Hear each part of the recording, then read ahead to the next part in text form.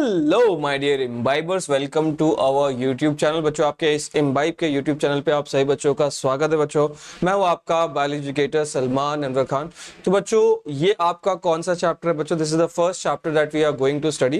Class 11th का बच्चों ये पहला चैप्टर है। ठीक है, बहुत ही इंपॉर्टेंट चैप्टर होता है ये। ठीक है, क्योंकि हमेशा हमें कहीं ना कहीं से किसी ना किसी चीज की पढ़ाई की शुरुआत करनी होती है। तो क्लास 11th का फर्स्ट चैप्टर है ये। ठीक है, आपका पहला चैप्टर है, सबसे इजी चैप्टर है ये। ठीक है, सबसे ज्यादा इजी चैप्टर, तो इसीलिए बोलते हैं ना जरूरी चैप्टर है, इंपॉर्टेंट चैप्टर है। ये जो वर्ड मैंने यूज किया इंपॉर्टेंट चैप्टर इसीलिए यूज किया बिकॉज ये एक ऐसा चैप्टर है जिसको आपको पढ़ने के बाद ही आपको चीजें में थोड़ा सा इंटरेस्ट आता है। वो लगता है अच्छा बायोलॉजी इजी है। वो ये ना कि अगर कोई टफ चैप्टर से शुरुआत करते हैं तो हमेशा लगता है अरे यार बायोलॉजी कितनी ज्यादा टफ पड़ती है। ठीक है, तो फटाफट से सही बच्चे क्या करेंगे बच्चों, जो लोग बच्चे हमारे वीडियो देख रहे हैं फटाफट से हिट द लाइक बटन। अगर सब्सक्राइब नहीं किया तो फटाक से जाके आप सब्सक्राइब कर लेंगे। मैं हूं आपका बायोलॉजी एजुकेटर सलमान अनवर खान। जानते हो ना मेरे बारे में? नहीं जानते तो अभी आपको पता चल जाएगा बच्चों। ठीक है, हम जो चैप्टर पढ़ रहे हैं वो कौन सा जा रहे हैं बच्चों? आपका लिविंग वर्ल्ड है, जिसमें सिर्फ दो ही टॉपिक रह गए हैं बच्चों। वो कौन से हैं? Diversity in the living world and taxonomic categories of organism. यही दो टॉपिक के बाद आपका ये पूरा चैप्टर खत्म है। तो देखा जाए तो बहुत छोटा चैप्टर है, बहुत बड़ा चैप्टर नहीं, it's a very small tiny सा चैप्टर है। तो let's go ahead and understand this chapter in a quite detail manner. अच्छा, मेरे बारे में नहीं जानते बच्चों, मेरा नाम है सलमान अनवर खान। मैं आप सभी को बॉटनी पढ़ाने वाला हूं बच्चों। पिछले कई सालों से बॉटनी पढ़ा रहा हूं, चाहे वो ऑनलाइन सेगमेंट हो चाहे वो ऑफलाइन सेगमेंट हो। हर सेगमेंट में बच्चों मैंने बॉटनी पढ़ा है, बच्चों को एक्सेल कराया है। ठीक है, आपकी बारी आपकी है to excel in the exam. देखो बच्चों, मैं अगर मेरी क्वालिफिकेशन की बात करते तो मैंने ICAR का पेपर निकाला, Indian council of agriculture research का पेपर निकाला है, 9th रैंक रही है मेरी उसमें। ठीक है, और फिर मैं गवर्नमेंट जॉब भी कर चुका हूं। तो उसके बाद अब मैं यहाँ पे टीचिंग लाइन पे हूँ। ठीक है, तो फटाफट से आ जाओ और hit the like button guys. और हाँ, कुछ बच्चों आज की क्लास में आपको क्वेश्चंस दूंगा होमवर्क के लिए। तो आपको क्या करना है, वीडियो को पॉज करना है और होमवर्क का आंसर करना है। ठीक है, लेट्स गो। अब देखो बच्चों, अगर आप लोगों ने अब तक इम्बाइब ऐप डाउनलोड नहीं किया है तो आप लोग जैसे ही इम्बाइब ऐप डाउनलोड करोगे, वैसे करना चाहिए अब तक। ठीक है, इस वीडियो के बाद आई होप सो बहुत सारे बच्चे आप डाउनलोड करेंगे। तो आपको क्या मिलता है बच्चों? 7 डेज फ्री ट्रायल मिलता है।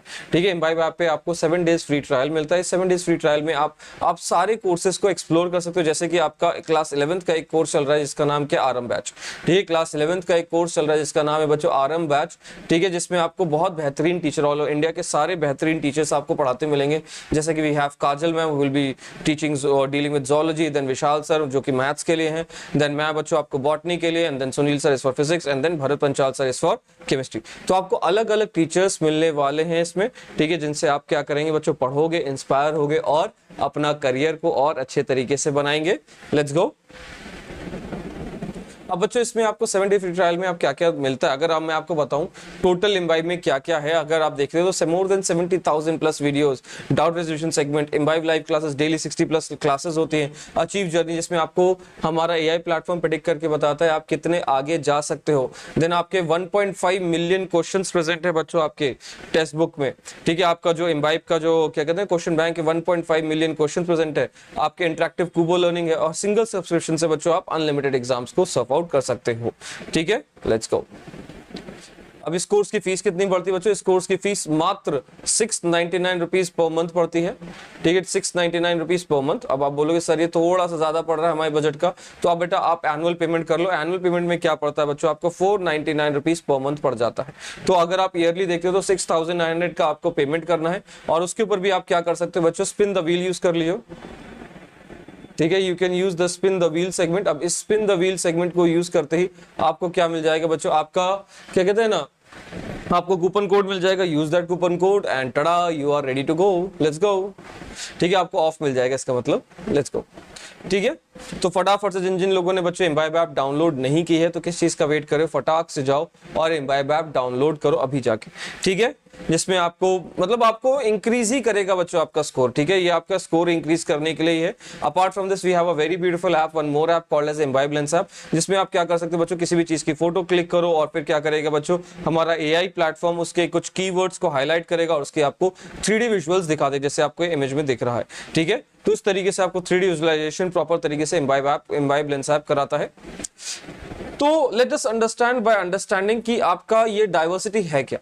How many different types of plants and animals you can see in your surrounding. जैसे कि अभी आप देखिए, आपके सामने क्या दिख रहा है बच्चों? एक फ्रॉग है, beautiful frog, then you have a earthworm present, you can see a tomato present, you can see a cockroach। तो हम देखते हैं बच्चों हर जगह डाइवर्सिटी है, ठीक है, हम कहीं पे भी देखें हर जगह में क्या है बच्चों, विभिन्नता है, हर जगह विभिन्नता। तो इसीलिए क्लास 12th की एनसीईआरटी में एक लाइन लिखी हुई है कि whenever the alien is going to visit on our planet earth, he will be astonished to see the variability, he will be astonished to see the diversity on our planet earth. ठीक है, हमारे पास क्या बच्चों अलग ही तरीके की diversity है, बहुत अलग ही फॉर्म में हमारे पास डाइवर्सिटी प्रेजेंट है हमारे प्लैनेट अर्थ पे। तो काफी कुछ हमें कवर अप करना है आज की क्लास में, तो let's go ahead and start our lecture बिना किसी डिले के। Let's go. तो अब आपके डाइवर्सिटी में क्या बच्चों, includes variety of living organism like plants, animals, bacteria and fungi. तो डाइवर्सिटी क्या बच्चों, वैरायटी ऑफ ऑर्गेनिजम्स। ठीक है, simple as that. What is diversity? Diversity stands for variety of organisms, varieties of different organisms. ठीक है, आपके different organism में क्या क्या वैराइटीज आ रही हैं, वो उसको हम क्या कह रहे हैं, डाइवर्सिटी बोल रहे हैं। अब ये बच्चों आपकी डाइवर्सिटी प्लांट से रिलेटेड हो सकती है, this can be related to animals, this can be related to bacteria, this can be related to fungi, किसी से भी आपकी रिलेटेड हो सकती है। ठीक है, जैसे कि अगर हम और इसके बारे में समझे, बायोडाइवर्सिटी से रिलेट करें, तो हमारे पास क्या है बच्चों, इसमें अलग अलग डिफरेंट टाइप्स ऑफ ऑर्गेनिज्म है। तो अगर हम देखते हैं बायोडाइवर्सिटी प्रेजेंट टिल नाउ, अभी एनसीईआरटी का डेटा बहुत पुराना है, ठीक है, अगर हम टिल नाउ की बायोडाइवर्सिटी चेक करें तो ये अराउंड 1.7 टू 1.8 मिलियन स्पीशीज है। ये बहुत पुराना डेटा है बेटा, अब घट भी सकती है, बढ़ भी सकती है। 1.7 टू 1.8 मिलियन स्पीशीज है। ठीक है, 1.7 टू 1.8 मिलियन स्पीशीज प्रेजेंट है, जिसमें से 1.25 मिलियन स्पीशीज किसकी है बच्चों, आपकी इंसेक्ट्स की होती है। इस 1.7 टू 1.8 मिलियन स्पीशीज में से आपकी 1.25 मिलियन स्पीशीज 1.25 मिलियन स्पीशीज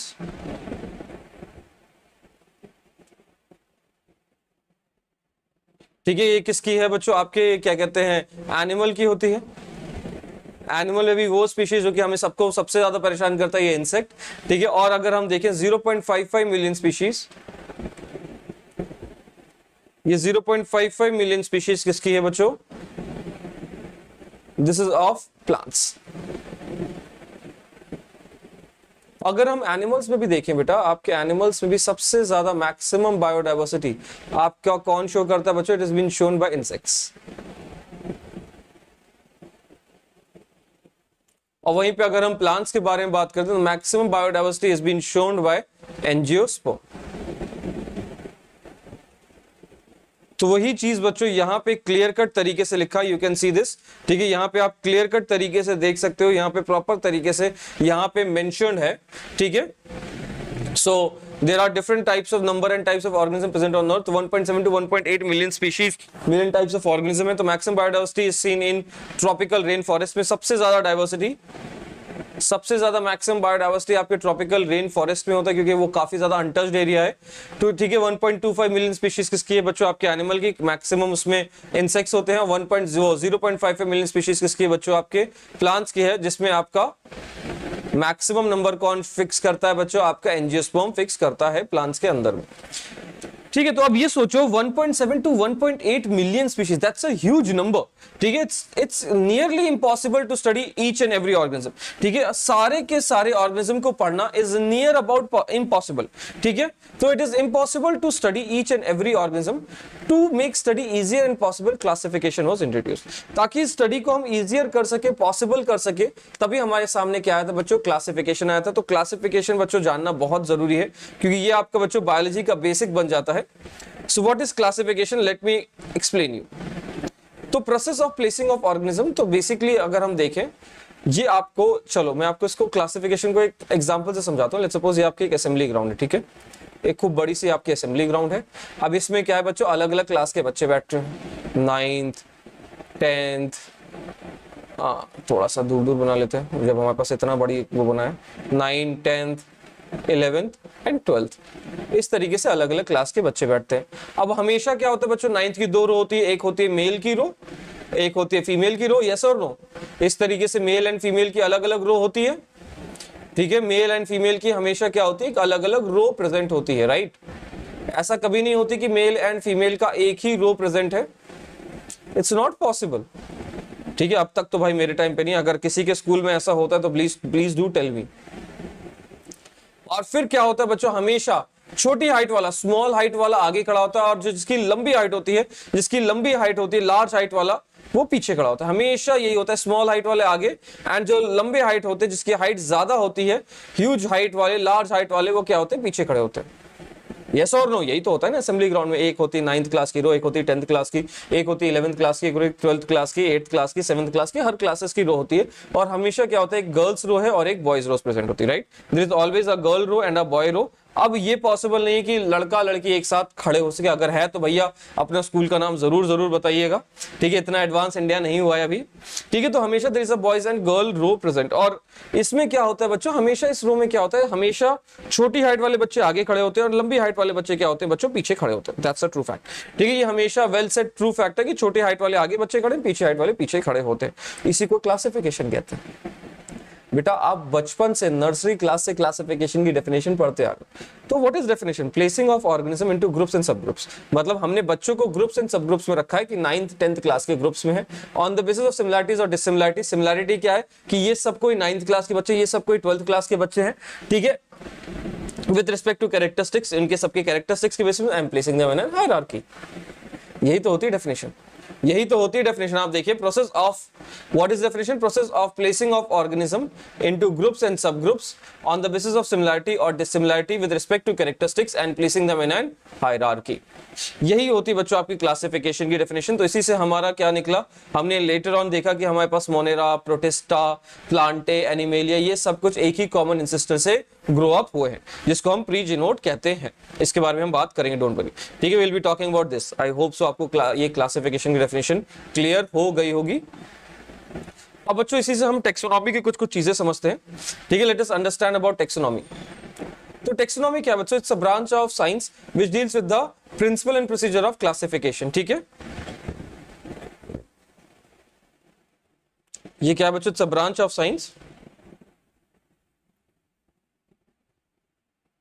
इसकी डेफिनेशन नीचे लिखी हुई है बट कोई नहीं। It's a branch of science which deals with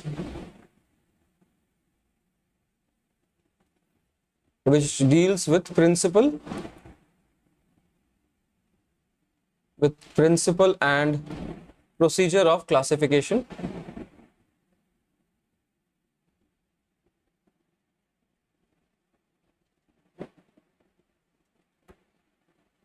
ठीक है। तो what is taxonomy, it's a branch of science which deals with the principle and procedure of classification is called as taxonomy, ठीक है। The branch of science which deals with the principle and procedure of taxonomy is called as classification is called as taxonomy.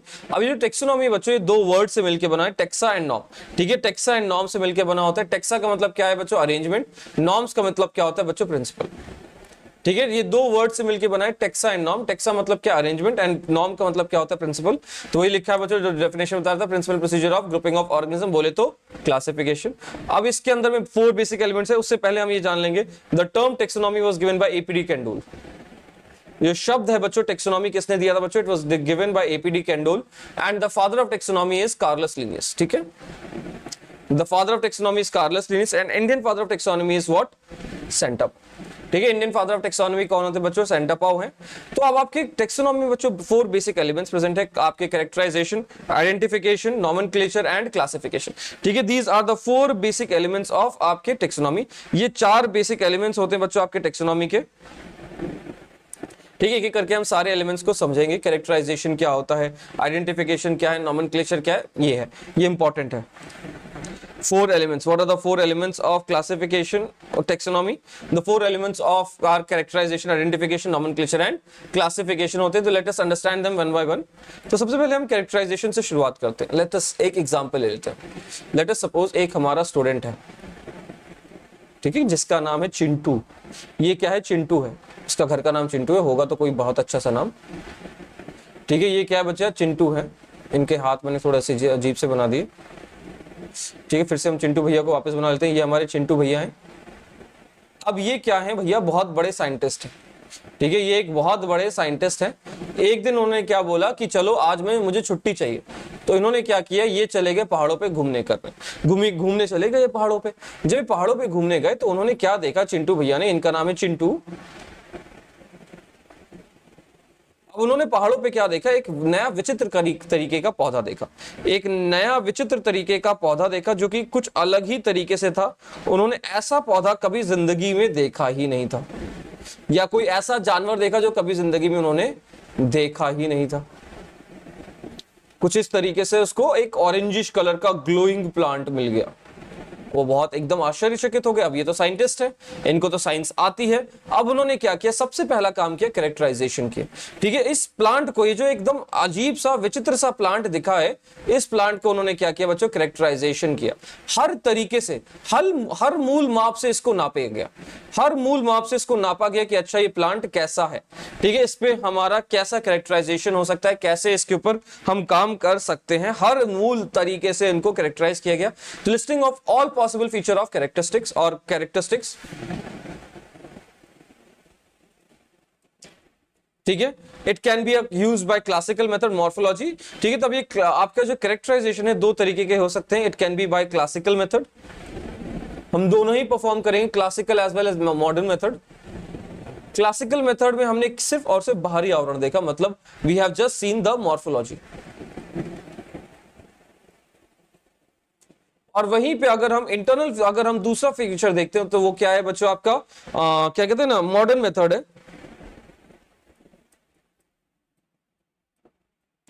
अब इस modern method में हम कई सारे अलग अलग चीजें देख रहे हैं।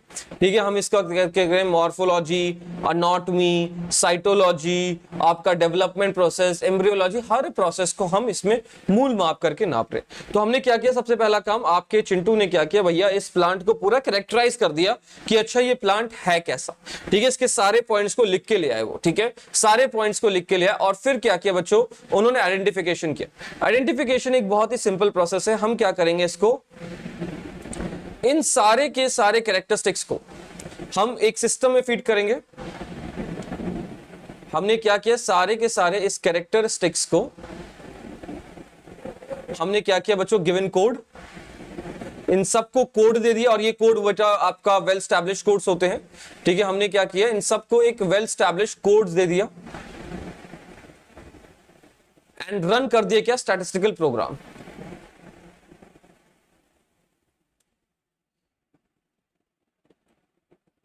ठीक है, हमने क्या कर दिया बच्चों, रन कर दिया एक स्टैटिस्टिकल प्रोग्राम। अब जैसे ही हमने ये प्रोग्राम रन किया तो अब वो जो हमारा चिंटू का प्लांट था, अब वो क्या करेगा बच्चों, हर ग्रुप से मैच करना शुरू कर देगा। अब ये सिस्टम क्या करेगा बच्चों, इस चिंटू के प्लांट को हर ग्रुप से मैच करना शुरू कर देगा। ठीक है, what ever the group is present, उन ग्रुप्स के साथ इसकी मैचिंग शुरू हो जाएगी। तो लेट्स सपोज एक ग्रुप ए है, देन बी है, देन सी है, डी है। तो अगर ये पहले ए के साथ मैच किया, नहीं मैच हुआ, फिर ये बी के साथ मैच करेगा, हमारा सिस्टम नहीं मैच हुआ, सी के साथ मैच करेगा, नहीं मैच हुआ, डी के साथ मैच करेगा, नहीं मैच हुआ। अगर किसी के साथ भी मैच नहीं किया तो न्यू ग्रुप इज फॉर्म। अगर किसी के साथ मैच कर गया, let's suppose it matches with the Z group, ये जेड ग्रुप के साथ मैच कर गया, तो हम इसको क्या करेंगे बच्चों, we will place this plant into Z group और आपको कोई भी फायदा नहीं मिलेगा। आपका कोई भी फायदा मतलब आपको कोई भी बड़ा नाम नहीं होने वाला है। ठीक है, अगर ये किसी भी ग्रुप से नहीं मैच किया तो भैया आपके वारे नहीं आ रहे हैं, तब तो आप अपने आप को साइंटिस्ट बुला सकते हो।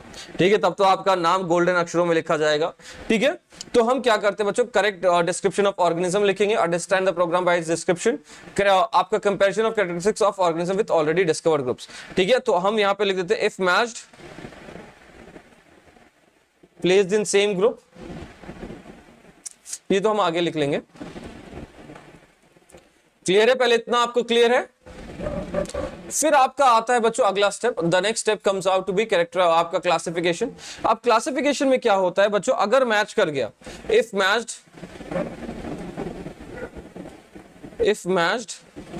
प्लेस्ड इन सेम ग्रुप, अगर हम मैच कर गए तो फिर क्या होगा बच्चों, सेम ग्रुप में रख देंगे। इफ डज नॉट मैच,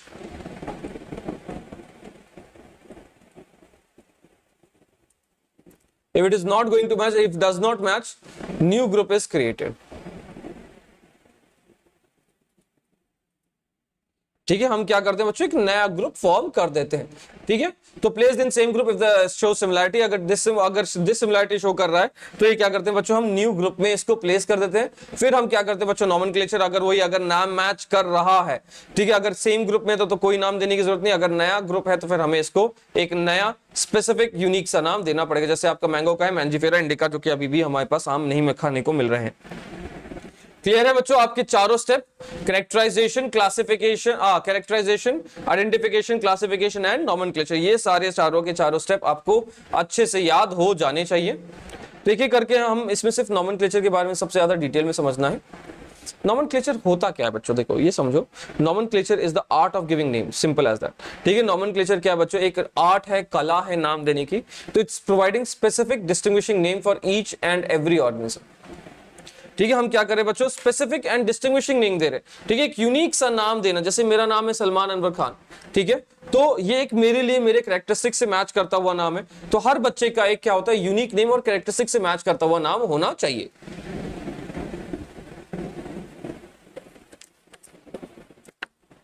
ठीक है, तो providing specific distinguishing name for each and every organism, it's of two type. ठीक है, वर्नाकुलर नेम एंड आपका साइंटिफिक नेम। एक एक करके सारे नाम्स के बारे में समझते हैं। तो let us understand with vernacular name. इस वर्नाकुलर नेम से शुरुआत करते हैं। सो वर्नाकुलर नेम क्या होता है, it's a common name given by local people in their local language, simple as that. ये क्या है बच्चों, आपका कॉमन नेम। ठीक है, जैसे आपके हमेशा क्या होता है, एक स्कूल का घर का नाम अलग और एक कोचिंग का नाम अलग, या स्कूल का नाम अलग, घर का नाम अलग। घर का नाम है हैप्पी सिंह और स्कूल का नाम है बलविंदर सिंह।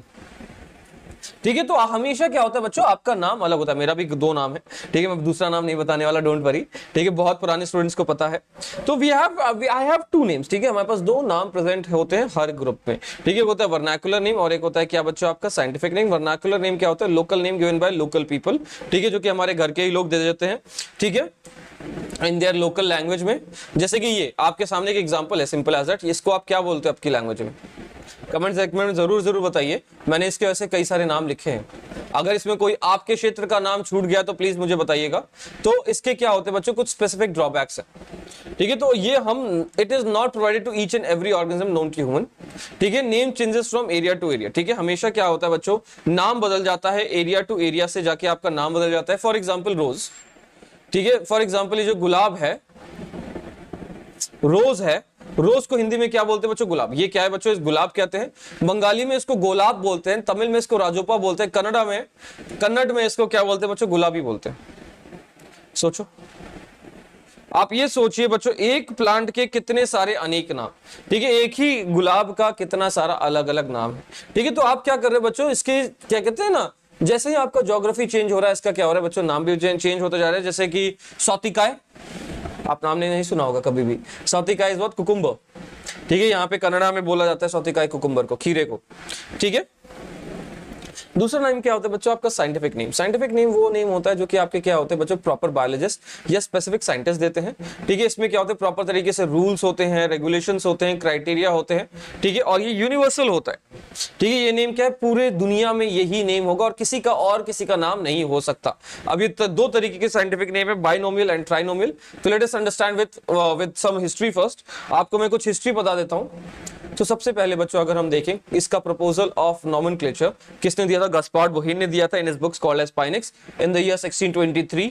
इसका जो प्रिंसिपल था बच्चों, principle of nomenclature was also given by Carolus Linnaeus in his book Philosophia Botanica in the year 1751।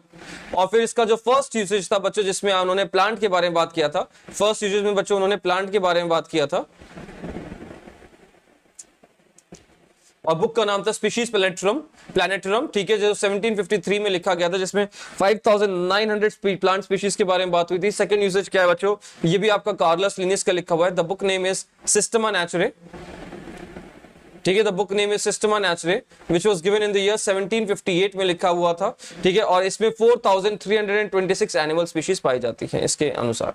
ठीक है, अब ये नाम कौन देता है बच्चों, these names are given by specific institutes. कुछ आपके स्पेसिफिक इंस्टीट्यूट है वही नाम देते हैं। जैसे कि प्लांट का नाम कौन देता है बच्चों, the plant name is been given by ICBN, international code of botanical nomenclature. बहुत इंपॉर्टेंट है बच्चों, एग्जाम में पूछा जाते वाला क्वेश्चन है ये। ठीक है, कल्टिवेटेड प्लांट्स का कौन देता है बच्चों? INCP देता है, international code of nomenclature for cultivated plants. Animals का कौन देता है बच्चों? ICZN, international code of zoological nomenclature.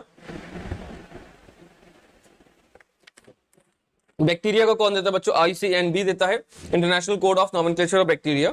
Viruses का कौन देता है बच्चों? ICTV, international committee for taxonomy of viruses. ठीक है, ये सब कुछ आपको याद करना पड़ेगा। टोटल 1 2 3 4 5, ये पांचों के पांचों याद करने पड़ेंगे। एनसीईआरटी में सिर्फ 2 ही लिखे हैं, लेकिन आप याद कर लीजिएगा। अब हम शुरुआत करते हैं बच्चों बाइनोमियल नॉमेनक्लेचर की। तो सबसे पहले binomial nomenclature was given by Carolus Linnaeus, ये याद रखिएगा। ठीक है, binomial nomenclature is been given by Carolus Linnaeus. अब देखो ये दो शब्द से बना है, बाई मतलब दो, नॉमियल का मतलब क्या है बच्चों? नाम। ठीक है, तो इसके अंदर में दो नाम होते हैं, एक होता है बच्चों फर्स्ट नेम और एक होता है क्या? Second name. जैसे Rahul Dravid, Rahul is the first name, Dravid is the second name. ठीक है, जैसे कि हो गया लेट्स सपोज कोई किसी का भी नाम है, तो तीन आते हैं, मैं ट्राइनोमियल के अंदर में आता हूं। ठीक है, जैसे किसी का भी नाम ले लो, जैसे कि KL राहुल में भी 3 नाम आते हैं, महेंद्र सिंह धोनी में भी 3 आते हैं, Virat Kohli, Virat is the starting name and Kohli is the species name. ठीक है, तो इस तरीके से इसके सबके दो नाम होते हैं। तो मैंने ऐसे ये तो एग्जांपल लिया था, विराट कोहली का ऐसा नाम नहीं है। ठीक है, कोई स्पीशीज और जीनस नेम नहीं है, लेकिन उसके लिए मैं सिर्फ आपको एक एग्जांपल ले रहा था। तो इसके अंदर में 2 नेम होते हैं। The first name is called as the genus, और we can call this as the generic epithet. उसको हम जेनेरिक एपिथेट भी बुला सकते हैं। सेकंड नेम इज स्पीशीज,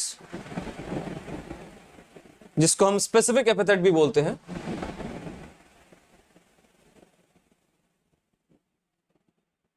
ठीक है, तो हमेशा इस तरीके से नाम प्रेजेंट है। First name is genus, second name is species. ठीक है, तो first name is the generic name and the second name is the आपका स्पेसिफिक एपिथेट। एग्जांपल क्या बच्चों? आपका मैंजीफेरा इंडिका। मैंजीफेरा यहाँ पे क्या रिप्रेजेंट कर रहा है बच्चों? जीनस को रिप्रेजेंट कर रहा है, और इंडिका क्या रिप्रेजेंट कर रहा है बच्चों? स्पेसिफिक एपिथेट को रिप्रेजेंट कर रहा है यहाँ पे। अब there are certain rules of nomenclature. तो सबसे पहला रूल क्या कहता है बच्चों? ये हमेशा लैटिन में होना चाहिए।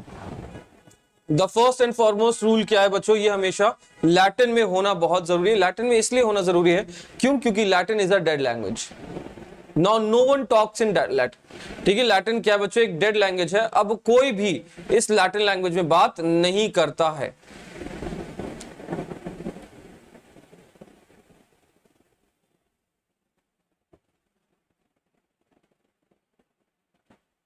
ठीक है, it's a dead language, no one talks in this Latin language. ठीक है, और हमेशा याद रखना नॉमेनक्लेचर में the first word represents genus, second word क्या रिप्रेजेंट करता है बच्चों? Specific epithet. तो एक एग्जांपल ले लेते हैं, मैंजीफेरा इंडिका।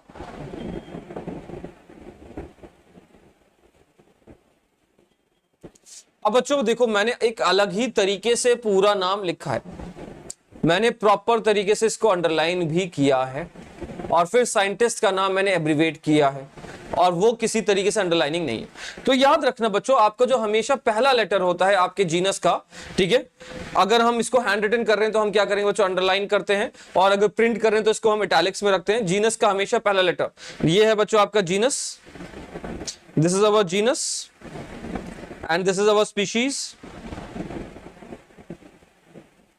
ठीक है, द जीनस का पहला लेटर हमेशा क्या होता है बच्चों? कैपिटल होता है। एंड स्पीशीज का पहला लेटर हमेशा कैसा होता है बच्चों? स्मॉल होता है। ठीक है, so name of the author हमेशा क्या होता है बच्चों? The name of the author हमेशा एंड में लिखते हैं। ठीक है, और ये क्या होता है बच्चों? एब्रिवेट किया जाता है, इसको कोई अंडरलाइन नहीं करना है, नहीं कुछ करना है। प्रिंटेड फॉर्म में इस तरीके से, और आपका राइटिंग मेथड कुछ इस तरीके से प्रेजेंट होता है। क्लियर है? ये आपने 9th क्लास में भी पढ़ा है। अब हम बात करते हैं बच्चों ट्राइनोमियल नॉमेनक्लेचर। ट्राइनोमियल, ट्राई मतलब 3। ठीक है, as the name suggest, tri का मतलब क्या होता है? 3। तो इसमें बेटा 3 नाम है basically, first name, second name, and then we have the third one. ठीक है, first name is the genus, और we can call this as the generic epithet. Second name is species, जिसको हम स्पेसिफिक एपिथेट भी बोलते हैं।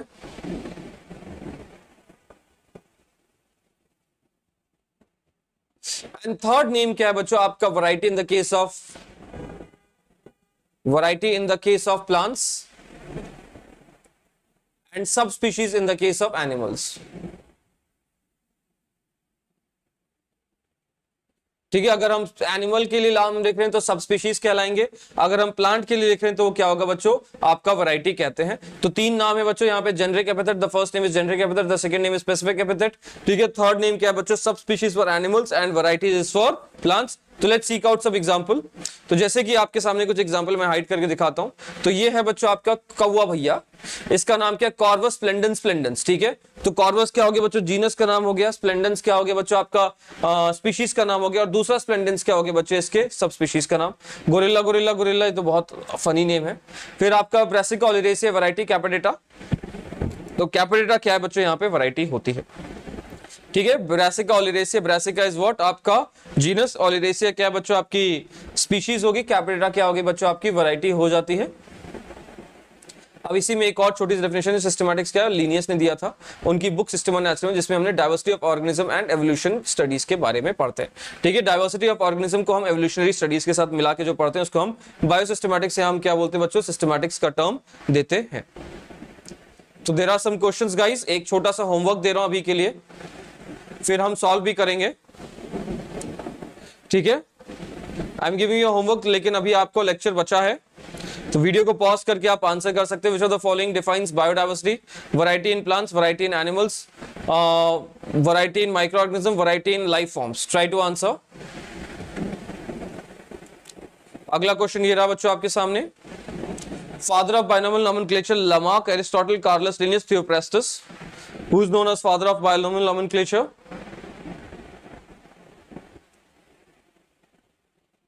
Lamarck, Aristotle, Carolus Linnaeus, Theophrastus.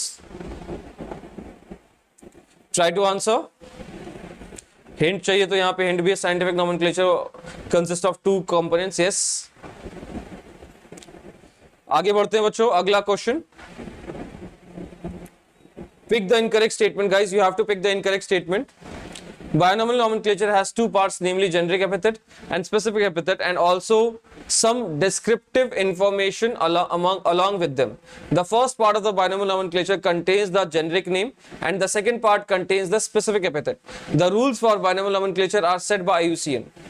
D option, binomial nomenclature is introduced in order to avoid ambiguity that is arise due to different names for same animals in different languages. Answer करेंगे सही बच्चे?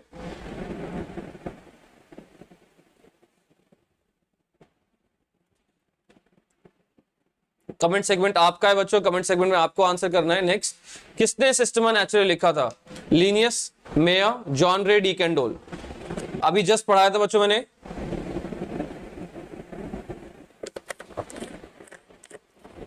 ठीक है, ये सब कुछ बच्चा आपका होमवर्क है, all these are your homework, जो कि आपको करना है। आपको क्या करना है, वीडियो पॉज करके पढ़ाना है। अब हम आखिरी कंपोनेंट, देखो कितना छोटा चैप्टर, लास्ट कंपोनेंट में पहुंच गए, लास्ट टॉपिक पे आ गए बच्चों, जो कि क्या है आपका taxonomic category.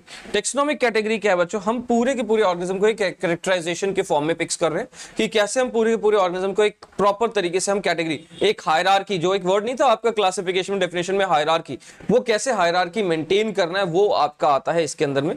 So in the classification there are many hierarchies of steps involved in which each step represents a rank or category. It's a part of overall taxonomic arrangement. आप पढ़ लीजिए यहाँ पे। Each category refers to as a unit of classification. ठीक है, हर एक category क्या बच्चों, unit of classification, represent are rank, and उसको हम क्या कहते हैं, हर कैटेगरी को हम एक रैंक को टैक्सॉन बोलते हैं। तो हमारे पास टोटल 7 है। ठीक है, ये हम क्या है बच्चों, these are called as obligate taxonomic hierarchy, या बोल सकते कैटेगरीज। ये सब क्या है बच्चों, ऑब्लिगेट है। ऑब्लिगेट का मतलब क्या होता है, necessary. All these are obligate in nature. ठीक है, all these are obligate in nature, बिना इसके कुछ भी नहीं हो सकता। तो इसको याद करने का एक तरीका है, डोंट वरी, अभी मैं आपको बताता हूं याद करने का तरीका। ठीक है, तो टेक्सोनोमिक हायरार्की में क्या आता है, all categories together constitute the taxonomic hierarchies. ठीक है, sequence of category is in increasing और decreasing order is the taxonomic hierarchy, हम इसको कहते हैं। Just give me a second, I need a breaker space, okay. तो अब इसको याद करने का एक छोटा सा तरीका है। आपको क्या याद करना है बच्चों, कीप। आपको क्या याद करना है, please remember this, keep, pot, या बोल सकते हो dishes, clean, otherwise family gets sick, keep pot clean otherwise family gets sick, simple as that. Keep pot clean otherwise family gets sick, ये आपको अच्छे तरीके से याद करके रखना है। Keep pot clean otherwise family gets sick. तो कीप से क्या आता है बच्चों? आपका किंगडम। कीप से क्या आता है बच्चे? आपका किंगडम आता है। पॉट से क्या आता है बच्चे? आपका फाइलम आता है। ठीक है, और यहीं पे अगर जो डिशेस है बच्चों, डिशेस से क्या आता है? Division. Division is for plants and phylum is for animals. Clean से क्या आता है बच्चों? आपका क्लास आता है। अदरवाइज से क्या आता है बच्चों? आपका ऑर्डर आता है। Family is family, no one can replace a family. And then गेट से क्या आता है बच्चों? आपका जीनस आता है। ठीक है, एंड सिक से क्या आता है बच्चे? आपका स्पीशीज आता है। तो आपको यही सीक्वेंस याद करके रखना। देखो, अब अगर कभी भी ऐसा क्वेश्चन आए तो please make sure to remember this, keep pot clean otherwise family gets sick. ये आपको लिखना ही पड़ेगा, चाहे जितना भी आसान पेपर क्यों ना हो। Keep pot clean otherwise family gets sick, keep pot clean otherwise family gets sick. तो कीप से क्या आ गया? किंगडम। पॉट से क्या आ गया? फाइलम। क्लीन से क्या आ गया? क्लास। अदरवाइज से क्या आ गया? ऑर्डर। Family is family. गेट से क्या आ गया? जीनस। सिक से क्या आ गया बच्चों? स्पीशीज। ये आपको सीक्वेंस हायरार्की बहुत अच्छे से याद करना है। तो अगर आप इसमें देखो, नीचे से ऊपर जाओगे, ठीक है, अगर आप इसमें नीचे से ऊपर जाओगे, what will happen? The number of organism is going to increase. ठीक है, अगर आप नीचे से ऊपर जाते तो क्या होता है बच्चों? आपका जो नंबर ऑफ ऑर्गेनिज्म है उनकी मात्रा बढ़ जाती है।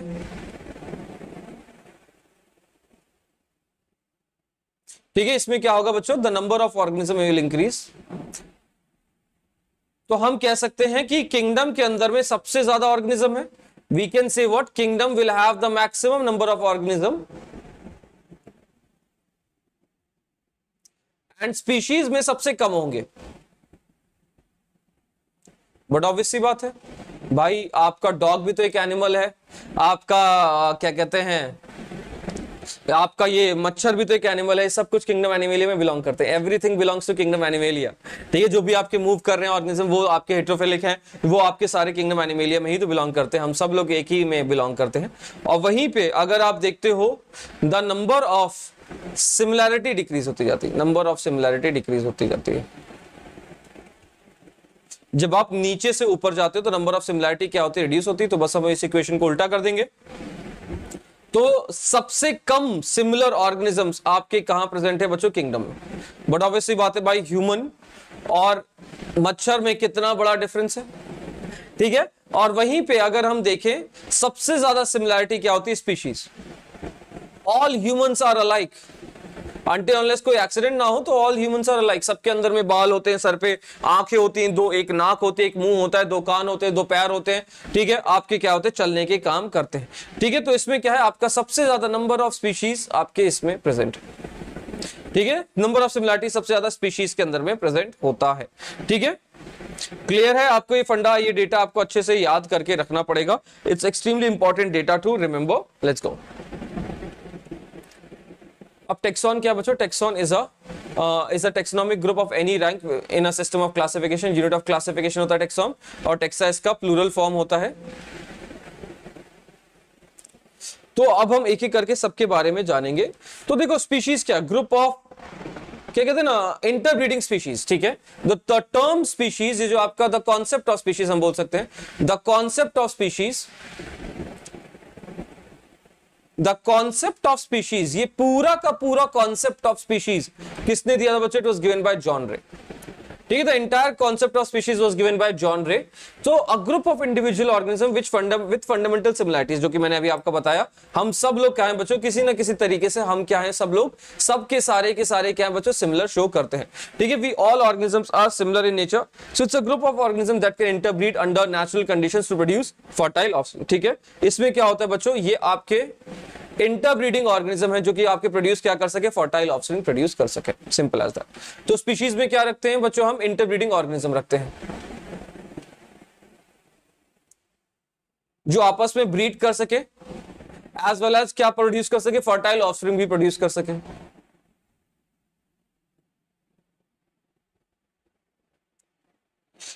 इनको हम क्या कहलाएंगे बच्चों, स्पीशीज बुलाते हैं। Species also is the unit of biodiversity, आपका unit of biodiversity and is the lowest category of classification.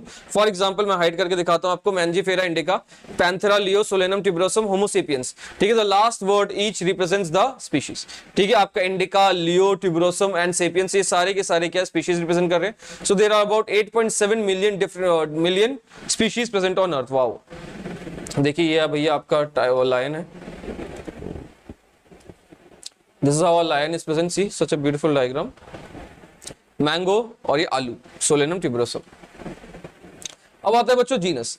तो अब ये याद रखना, group of related species is called as genus, simple as that. Group of related species,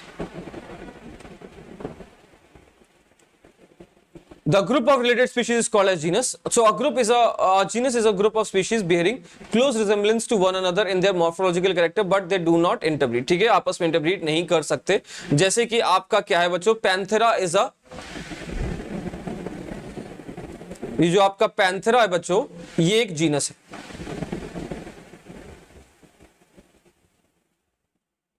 Panthera क्या है बच्चों, एक जीनस है। अब इसके अंदर में कई सारे अलग अलग स्पीशीज पाए जाते हैं, जैसे कि इसके अंदर में लियो पाया जाता है।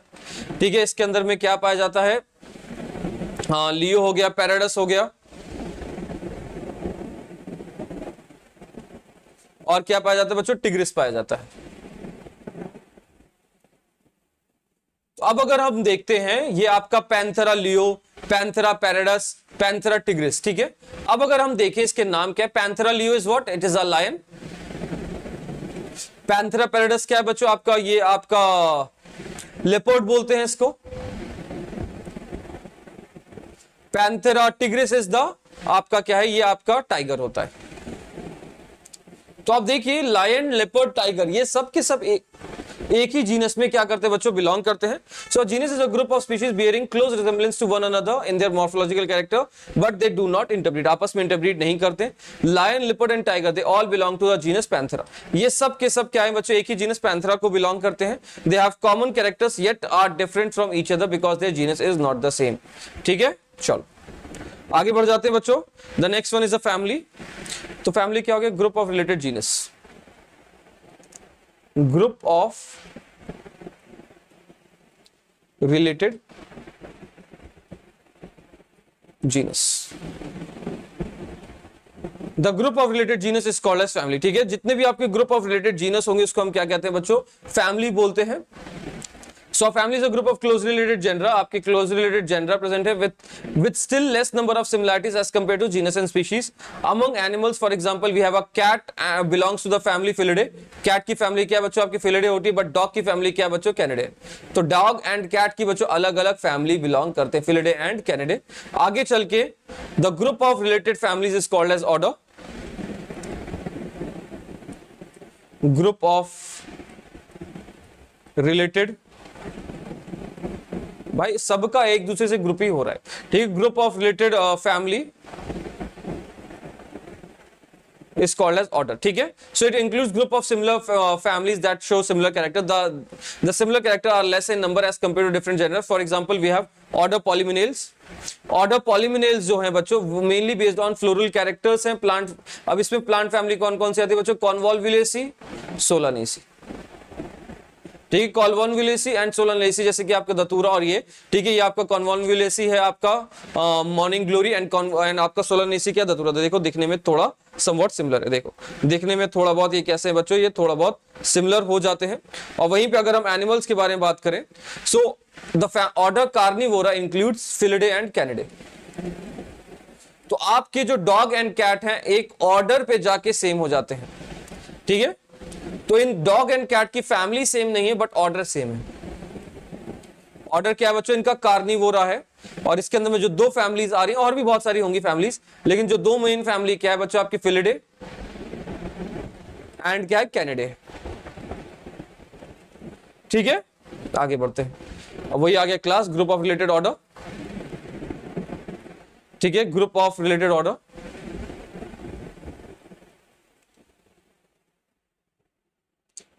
अब ये कहानी और बढ़ चुकी है, काफी बड़ी कहानी हो गई, अभी ब्रॉडर पिक्चर पे जा चुके हैं। Group of related order is called as class. So class is the assemblage of different order. For example, primates. एक हमारे पास order क्या है बच्चों? Primates. अब इसके अंदर में कार्निवोरा एंड मेमेलिया आते हैं. ममीलिया बोले तो हम भी ममीलिया के अंदर ही बिलोंग करते हैं भाई. ठीक है, इसके अंदर में कार्निवोरा एंड मेमेलिया दोनों बिलोंग करते हैं. Monkey, gorilla, gibbon belongs to primates and it is placed under classes Mammalia. ठीक है, मंकी हो गया, गिब्बन्स हो गया, गोरिल्ला हो गया, ये सब कुछ किसमें बिलोंग करते हैं? मेमेलिया में बिलोंग करते हैं. ठीक है, which with order Carnivora we include tiger, cats and dogs. ये भी आपके एक ही, मतलब हम सब लोग एक ही क्लास में बिलोंग करते हैं, मेमेलिया. ठीक है, we all belong to class Mammalia. तो मेमेलिया के अंदर में we have inside Mammalia we have to, क्या कहते हैं, ऑर्डर्स. दो ऑर्डर कौन कौन से बच्चों? आपके primates and Carnivora.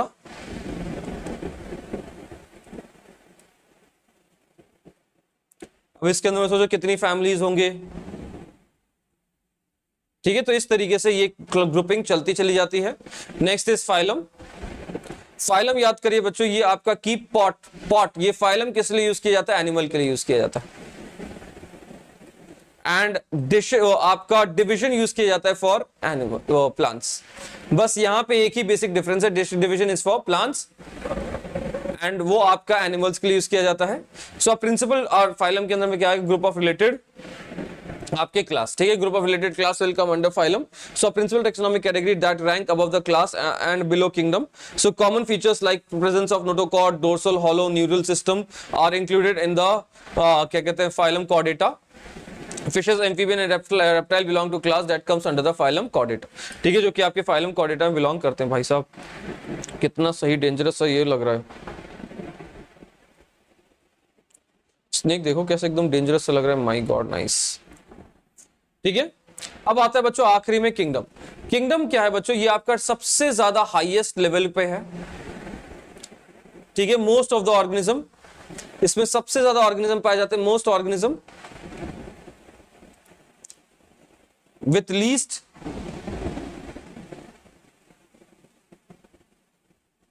similar character.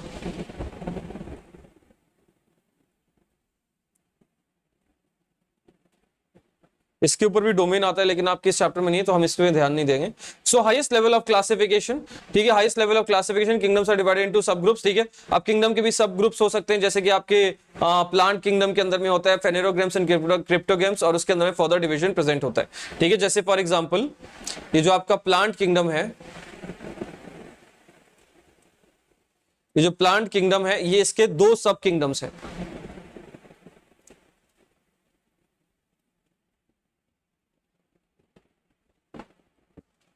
क्रिप्टोग्राम्स and फेनेरोग्राम्स.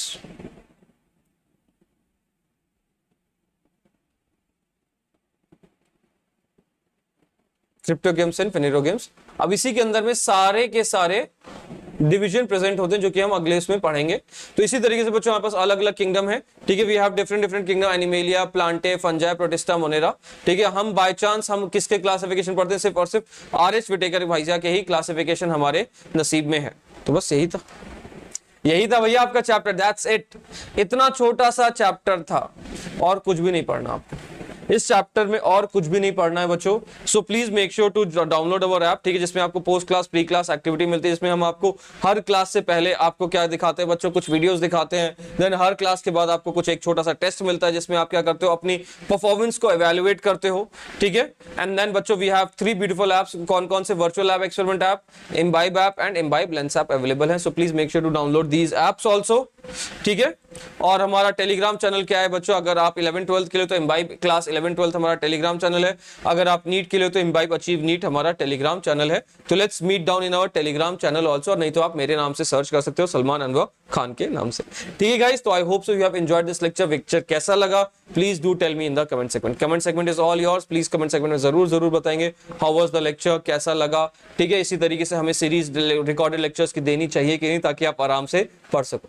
ठीक है, तो please do tell me on the comment segment and मैं देखता रहूंगा कमेंट्स वहां पे. ठीक है, तो मैं हूं आपका biology educator Salman Anwar Khan. Until keep imbibing. Bye-bye. Keep imbibing. We believe in you.